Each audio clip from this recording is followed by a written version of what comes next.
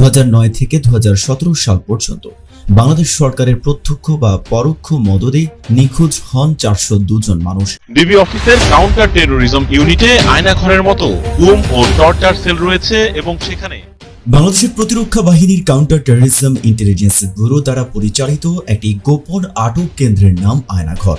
ধারণা করা হয় এখানে কমপক্ষে 16টি কক্ষ রয়েছে, যেখানে একসাথে 30 জন বন্দী রাখার সক্ষমতা রয়েছে। আয়নাঘরটি বাংলাদেশের ঢাকা সেনানিবাস এলাকায় অবস্থিত বলেও ধারণা করা হয়। সুইডেন ভিত্তিক স্বাধীন নিউজ পোর্টাল নেত্র নিউজের একটি অনুসন্ধানী প্রতিবেদনে অভিযোগ করা হয় যে বাংলাদেশের কর্মকর্তারা আয়নাঘরে বলপূর্বক গুমের শিকারদের আটক ও নির্যাতন করছে। সুইডেন ভিত্তিক নিউজ পোর্টাল গোপন কারাগারের সম্ভাব্য অবস্থানও প্রকাশ করেছে, যেখানে বলপূর্বক গুমের শিকার ব্যক্তিদের বাংলাদেশে রাখা হয়েছে বলেও ধারণা করা হয়। নেত্র নিউজের বিশদ প্রতিবেদনটি বলপূর্বক গুমের শিকার দুই ব্যক্তি হাসিনুর রহমান এবং শেখ মোহাম্মদ সেলিমের অন দ্য রেকর্ড অ্যাকাউন্টের উপর ভিত্তি করে তৈরি করা হয়েছে, যারা বলেছেন যে তাদের ঢাকার কেন্দ্রস্থলে অবস্থিত কারাগারের ভেতরে রাখা হয়েছিল। এই তথ্যটি প্রকাশ করে ঢাকা ভিত্তিক মানবাধিকার সংগঠন অধিকার। 2014 থেকে জুলাই 2019 সাল পর্যন্ত বাংলাদেশে 344 জন ব্যক্তি গুমের শিকার হয়।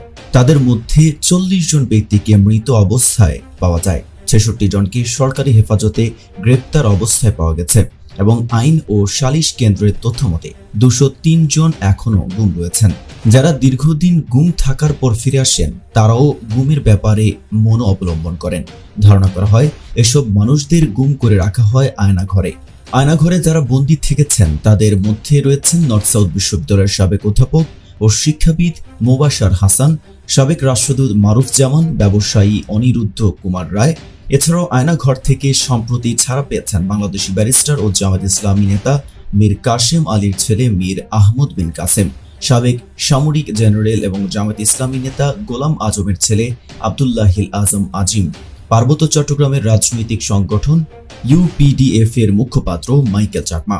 বিচার বহির্ভূত হত্যাকাণ্ড সহ এসব ঘটনার জন্য জাতিসংঘ ও বিভিন্ন মানবাধিকার সুরক্ষাকারী সংস্থা যেমন হিউম্যান রাইটস ওয়াচ ও অ্যামনেস্টি ইন্টারন্যাশনাল তৎকালীন বাংলাদেশ সরকারকে নিন্দা প্রস্তাব জানায়। এ সময় গুম হয়ে যাওয়া পরিবারের সদস্যরা মায়ের ডাক নামে একটি প্ল্যাটফর্ম তৈরি করেন। এখানে যাদের পরিবারের সদস্যরা বাংলাদেশে 2009 সাল থেকে আজ পর্যন্ত আওয়ামী লীগ নেতৃত্বাধীন সরকারের শাসনামলে সরকারি সংস্থা কর্তৃক বলপূর্বক গুমের শিকার হয়েছে, সেই ঘটনাসমূহকে সামনে আনার জন্য এই সংগঠনের সৃষ্টি হয়। বাংলাদেশ বেসরকারি একটি সংবাদ মাধ্যম থেকে ধারণা করছে যে দেশের বিভিন্ন স্থানে এরকম আরও বেশ কিছু নির্যাতন ও আটক স্থান থাকতে পারে।